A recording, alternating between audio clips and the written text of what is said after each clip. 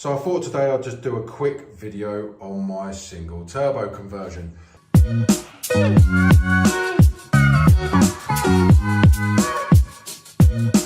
I know I've got 3 videos already, but I haven't done one that's up close and personal. So first thing you'll probably see is the bolts. Now I've got the CX Racing manifold, and as you can see, it's quite a tight fit in there. It's all right, but I wouldn't get this manifold again. What I would go for, obviously that's a T4 flange. What I'd go for in the future is I'd go for a V-band turbo, because the problem that you get is the wastegate, obviously being behind there. Here is obviously the chassis rails, and then obviously when you've got the downpipe on, you can't actually get to the wastegate. So what I would like is, I think it's Walter Motorsport, they do a V-banded one, and then the wastegate is up here, so it's a lot more accessible. So I would have done that. Don't get the CX Race. Well, one, I haven't got a very good opinion of CX Racing anyway. See my turbo gone banging under 500 miles job. As you can see, everything I've done is AN fitting. So I've got AN6, which goes straight to the coolant flange. Now in an ideal world, I want to get rid of that coolant flange.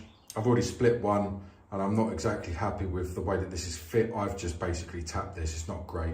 And then obviously I've got another one which goes straight to the housing in there, again with an AN fitting.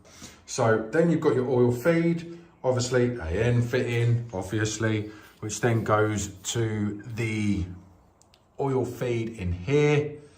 So again, just because the way the manifold sits, I know I've got the old Funk Motorsport on there anyway, but I've just put a heat shield in there because I did have one that melted.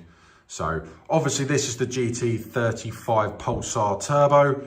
Brilliant turbo so far. I don't actually know if it's gone bang. I won't know until the head is off. So that's pretty much everything you need to know. These are still the original studs. A lot of people say that you need extended studs. You don't. You can get away with it, but yeah. And obviously I've got the CX Racing one comes with a 44mm wastegate. So I've got the GFB 44mm, which to be fair, hasn't missed a beat. I'm well impressed with it. So I was going to go Turbo Smart, but that come up and I thought, why not? So that's pretty much everything you need to know about that while it's off.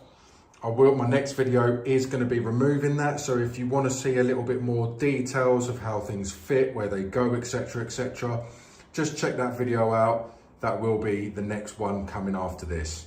So yeah, thank you very much for watching, guys. I know it was a quick, short one, but I thought while it's there, I'll just quickly do a video. Thanks for watching.